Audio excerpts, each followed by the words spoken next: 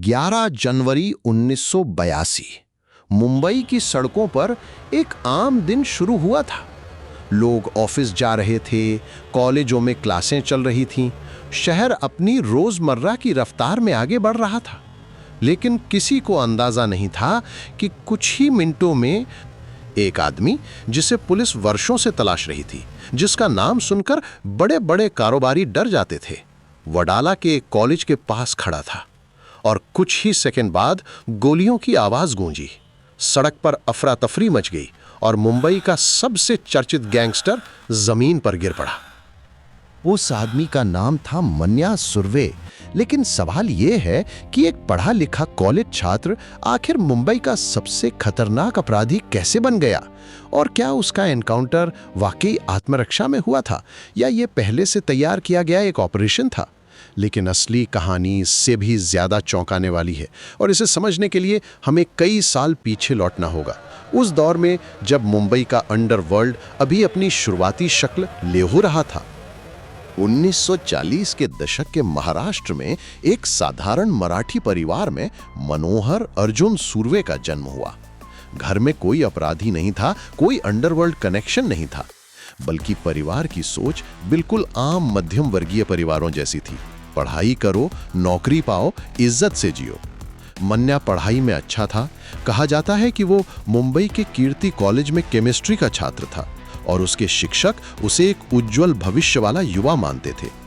साथी छात्र बताते हैं कि वो बहसों में हिस्सा लेता था, किताबें पढ़ता था और उसके अंदर एक अलग तरह की तीक्ष्ण बुद्धि थी। उस वक्त किसी ने सपने में भी नहीं सोचा था कि यही लड़का आने वाले सालों में मुंबई पुलिस की सबसे बड़ी चुनौती बनने वाला है। लेकिन जिंदगी कभी-कभी एक गलत मोड़ से पूरी तरह बदल जाती है और मन्या की जिंदगी में भी ठीक यही होने वाला था। 1960 के दशक के अंत तक मुंबई तेजी से बदल रही थी। मिलों का शहर धीरे धीरे अपराध और गैंगवार का शहर बनता जा रहा था। मजदूर वर्ग की बेचैनी, बेरोजगारी और शहर में तेजी से बढ़ती आबादी ने छोटे छोटे गिरोहों को जन्म दिया, जो आगे चलकर बड़े साम्राज्यों में बदलने वाले थे। इसी माहौल में मन्या का संपर्क स्थानीय अपराधियों से हुआ। शुरुआत में यह सिर्फ जान पहचान थी, कुछ मदद, कुछ लेन देन, लेकिन धीरे धीरे वो इस दुनिया में गहरे उतरता गया। और फिर एक दिन एक हत्या हुई जिसमें मन्या का नाम सामने आया। पुलिस ने उसे गिरफ्तार किया, अदालत ने दोषी ठहराया और उसे उम्र कैद की सजा सुनाई गई। यहीं से एक छात्र की जिंदगी खत्म हुई और एक अपराधी का जन्म हुआ। लेकिन ये तो सिर्फ शुरुआत थी। बहुत से लोग सोचते हैं कि जेल अपराध रोकती है, पर कभी-कभी जेल अपराधियों की यूनिवर्सिटी बन जाती है और मन्या के साथ बिल्कुल यही हुआ। जेल के अंदर उसकी मुलाकात ऐसे लोगों से हुई जो पहले से अपराध की दुनिया में गहराई तक जुड़े हुए थे। कुछ तस्करी के बड़े नामों से जुड़े थे, कुछ पहले से हत्या और वसूली के मामलों में जेल काट रहे थे। वो लगातार सीख रहा था, लोगों को समझ रहा था, अपराध की भाषा, उसका तंत्र, उसकी राजनीति समझ रहा था। कहा जाता है कि जेल के भीतर ही उसने पढ़ाई भी जारी रखी, लेकिन अब उसका मकसद बदल चुका था। वो किताबों से नहीं बल्कि अनुभव से एक नई तरह की शिक्षा ले रहा था। और सबसे ज्यादा वो बदले की आग में जल रहा था। उसे लगता था सिस्टम ने उसके साथ अन्याय किया है कि उसकी सजा वाजिब नहीं थी। धीरे धीरे उसके भीतर एक खतरनाक मानसिकता विकसित होने लगी। अब वो सिर्फ जिंदा नहीं रहना चाहता था, उसे ताकत चाहिए थी, डर चाहिए था, नाम चाहिए था। जेल की सलाखों के पीछे एक शांत, ठंडे दिमाग वाला रणनीतिकार तैयार हो रहा था।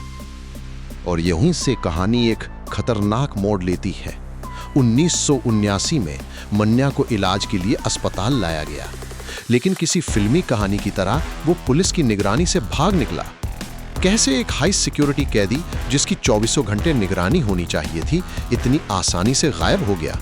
ये सवाल आज तक अनसुलझा है।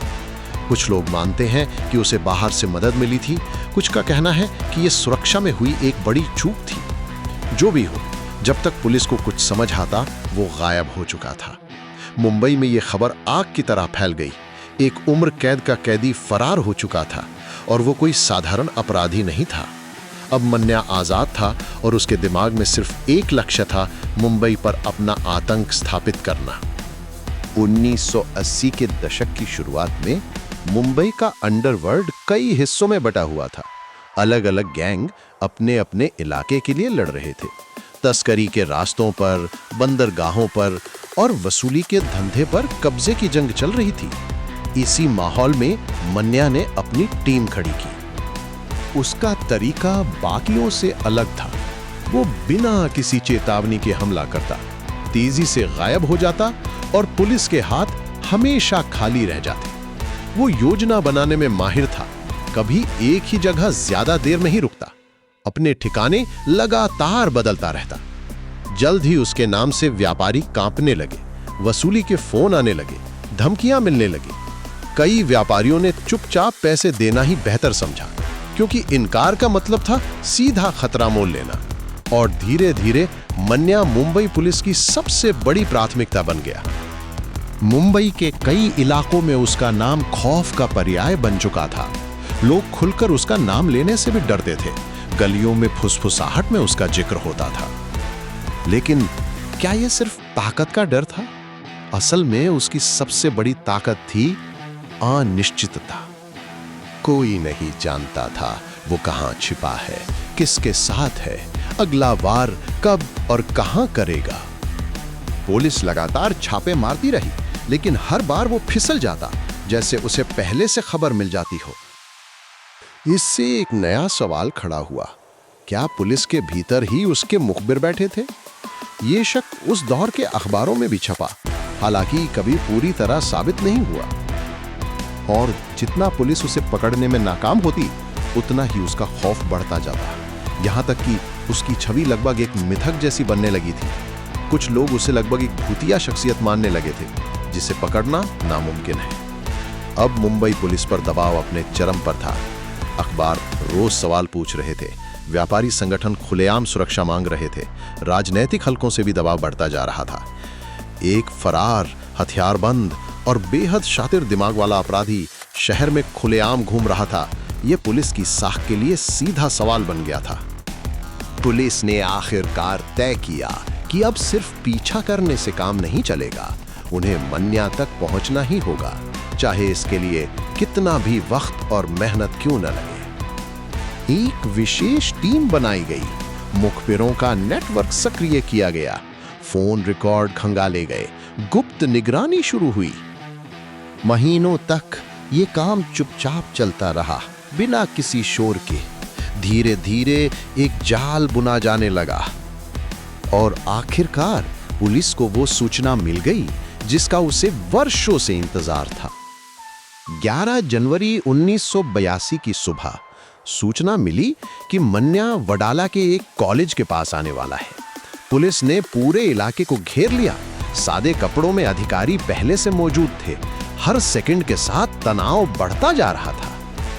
अधिकारियों के मन में एक ही सवाल घूम रहा था, अगर सूचना गलत निकली तो महीनों की मेहनत पर पानी फिर जाएगा और मन्या फिर से गायब हो जाएगा, शायद हमेशा के लिए। लेकिन अगर सही निकली तो मुंबई के सबसे बड़े गैंगस्टर का अंत होने वाला था। समय जैसे रुक सा गया था। और फिर अचानक एक कार दिखी। एक आदमी बाहर निकला, अधिकारियों ने उसे पहचान लिया। वो मन्या सुर्वे था। अगले कुछ सेकंड आज भी विवाद का विषय है। पुलिस का दावा था कि मन्या ने हथियार निकालने की कोशिश की और अधिकारियों को आत्मरक्षा में गोली चलानी पड़ी। कुछ गवाहों के बयान इससे अलग थे। कुछ का कहना था कि उसे भागने का कोई मौका ही नहीं दिया गया। लेकिन जो हुआ वो इतिहास बन गया। गोलियां चली, एक नहीं बल्कि कई गोलियां। सड़क पर चीख पुकार मच गई। राहगीर इधर उधर भागने लगे। दुकानदारों ने अपने शटर गिरा दिए। और कुछ ही पलों में मन्या सुर्वे गंभीर रूप से घायल होकर जमीन पर पड़ा था। उसे तुरंत अस्पताल ले जाया गया, लेकिन उसे बचाया नहीं जा सका। मुंबई के सबसे चर्चित अपराधियों में से एक की कहानी वहीं खत्म हो गई। लेकिन क्या यह सच में कहानी का अंत था? मन्या की मौत के फौरन बाद बहस शुरू हो गई। क्या यह एक असली मुठभेड़ थी या पहले से तय किया गया एक एनकाउंटर जिसे कानूनी दांवपेच से बचने के लिए अंजाम दिया गया? उस दौर में पहली बार ऐसे सवाल इतने बड़े स्तर पर उठे थे। मानवाधिकार संगठनों ने सवाल खड़े किए, मीडिया ने लगातार रिपोर्टें छापी, कुछ पत्रकारों ने घटनास्थल के आसपास के लोगों से बात की जिनके बयान पुलिस की कहानी से मेल नहीं खाते थे। लेकिन पुलिस अपने बयान पर अड़ी रही और आधिकारिक तौर पर मामला वहीं बंद कर दिया गया। सच्चाई जो भी रही हो, एक बात साफ थी, मुंबई अब पहले जैसी नहीं रह गई थी, क्योंकि मन्या सुरवे का एनकाउंटर सिर्फ एक अपराधी की मौत नहीं था, ये एक पूरे नए दौर की शुरुआत थी। इसके बाद मुंबई पुलिस की तथाकथित एनकाउंटर संस्कृति सुर्खियों में आने लगी। आने वाले सालों और दशकों में कई बड़े गैंगस्टर इसी रास्ते पर खत्म हुए और पुलिस के कुछ अधिकारी आगे चलकर एनकाउंटर स्पेशलिस्ट के नाम से मशहूर हो गए, ऐसे नाम जो बाद में अखबारों की सुर्खियां और फिल्मों के किरदार तक बन गए। कई जानकार और पूर्व पुलिस अधिकारी मानते हैं कि मन्या का एनकाउंटर उसी बदलाव की पहली कड़ी थी, वो बिंदु जहां से भारतीय पुलिसिंग का एक नया विवादास्पद अध्याय शुरू हुआ, एक ऐसा अध्याय जिसने कानून, न्याय और ताकत के बीच की रेखा को हमेशा के लिए धुंधला कर दिया। मन्या सुरवे की कहानी विरोधाभासों से भरी है। एक पढ़ा लिखा छात्र जो अपराधी बन गया, एक कैदी जो फरार होकर अंडरवर्ल्ड का सबसे बड़ा नाम बन गया, एक गैंगस्टर जो पुलिस के लिए सबसे बड़ा सिरदर्द बन गया, और एक ऐसा आदमी जिसकी मौत ने भारतीय पुलिसिंग के इतिहास की दिशा ही बदल दी। अगर वो उस दिन कॉलेज में केमिस्ट्री पढ़ते हुए किसी और राह पर चला गया होता तो शायद मुंबई का अपराध इतिहास कुछ और ही होता, लेकिन ऐसा नहीं हुआ। आज दशकों बाद भी जब मुंबई अंडरवर्ल्ड की कहानियां सुनाई जाती हैं, जब एनकाउंटर स्पेशलिस्ट का जिक्र होता है, जब अपराध और कानून के बीच की लड़ाई का इतिहास लिखा जाता है, तो एक नाम बार बार सामने आता है, मन्या सुरवे। एक ऐसा नाम जो कभी मुंबई की सड़कों पर खौफ का दूसरा नाम था और जिसकी कहानी आज भी इंसाफ, ताकत और सच्चाई के बीच कई अनसुलझे सवाल छोड़ जाती है, सवाल जिनका जवाब शायद अब कभी नहीं मिलेगा।